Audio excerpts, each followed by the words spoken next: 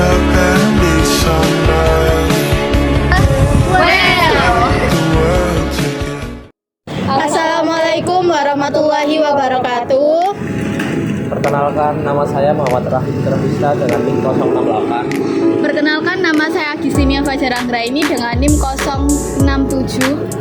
Perkenalkan, nama saya Anissa Aletuzara dengan NIM 069. Perkenalkan, nama saya Talita Kayana Najwa dengan NIM 070. Hari ini kita akan membahas tokoh yang kontroversial namun berpengaruh dalam sejarah politik Indonesia, yaitu Dipa Nusantara Aidit atau yang lebih dikenal sebagai DN Aidit. Sebagai pemimpin Partai Komunis Indonesia, ia memiliki pandangan yang menarik dan unik tentang konsep demokrasi.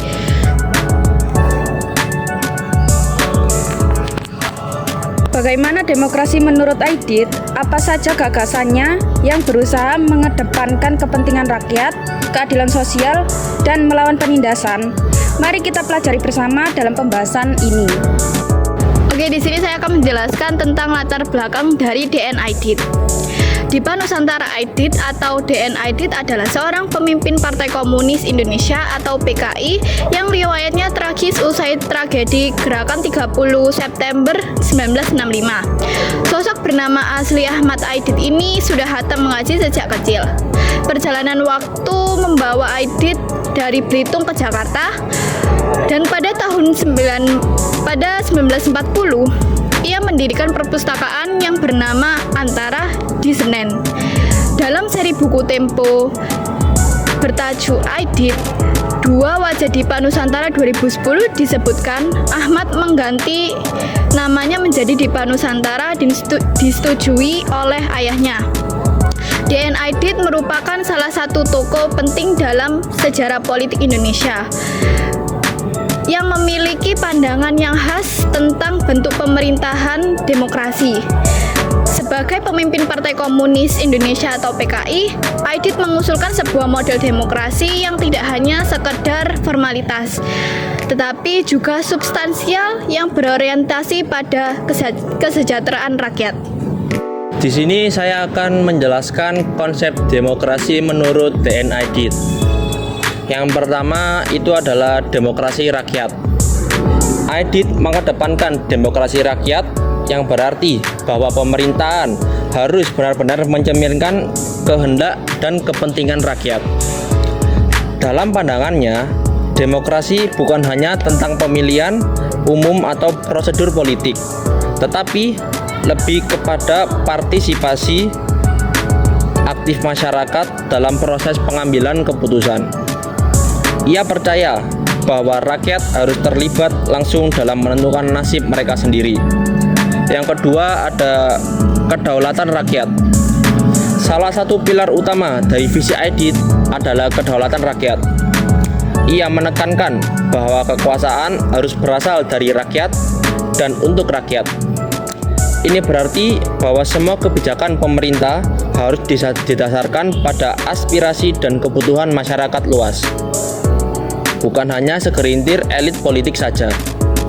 Aidit berpendapat bahwa untuk mencapai kedaulatan ini perlu ada pendidikan politik bagi rakyat agar mereka semua sadar akan hak-hak dan tanggung jawab mereka dalam sistem demokrasi. 3. Perjuangan melawan penindasan. Aidit melihat demokrasi sebagai alat untuk melawan penindasan dan ketidakadilan sosial. Ia mengkritik struktur sosial yang ada pada waktu itu, di mana terdapat kesenjangan antara kelas-kelas sosial. Dalam pandangannya, pemerintah harus berfungsi sebagai pelindung bagi kaum marginal, seperti buruh dan petani, serta memberikan akses yang lebih baik terhadap sumber daya dan kesempatan. 4. Persatuan dan mobilisasi rakyat. Aidit juga menekankan pentingnya persatuan di antara berbagai elemen masyarakat untuk mencapai tujuan bersama. Ia percaya bahwa mobilisasi rakyat adalah kunci untuk menciptakan perubahan sosial yang nyata. Dalam konteks ini, PKI berperan sebagai jembatan untuk menyatukan berbagai kekuatan progresif di masyarakat demi mencapai tujuan bersama. 5. Pembangunan ekonomi yang berkeadilan. Dalam kerangka pemerintahan demokrasi yang dikehendaki Aidit, pembangunan ekonomi harus diarahkan untuk menciptakan keadilan sosial. Ia mendukung kebijakan redistribusi kekayaan dan sumber daya agar semua lapisan masyarakat dapat merasakan manfaat dari pertumbuhan ekonomi. Aidit berargumen bahwa tanpa keadilan ekonomi, demokrasi tidak akan pernah terwujud sepenuhnya. Di sini saya akan menyimpulkan dari materi yang telah dibacakan oleh teman-teman saya tadi. Secara keseluruhan, visi DNID tentang pemerintahan demokrasi adalah sebuah sistem yang inklusif dan partisipatif di mana rakyat memiliki suara yang kuat dalam pengambilan keputusan politik dan ekonomi. Dengan menekankan kedaulatan rakyat, perjuangan melawan penindasan, serta pembangunan yang berkeadilan. Aidit berharap dapat menciptakan masyarakat yang lebih adil dan sejahtera bagi semuanya. Demikian pembahasan kita tentang konsep demokrasi versi DNID, seorang yang pernah menjadi bagian penting dalam sejarah politik Indonesia. Melalui gagasan-gagasannya, Aidit mencoba memperjuangkan demokrasi yang lebih substansial, berorientasi pada kesejahteraan rakyat, dan melawan ketidakadilan sosial.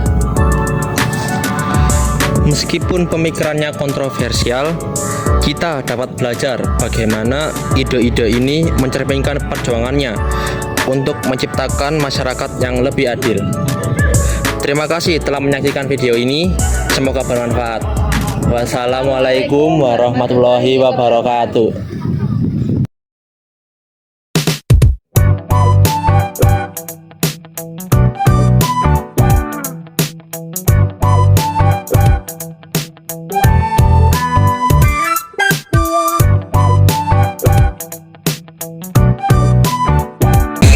Tryna make you my number one, tryna make you my number uno.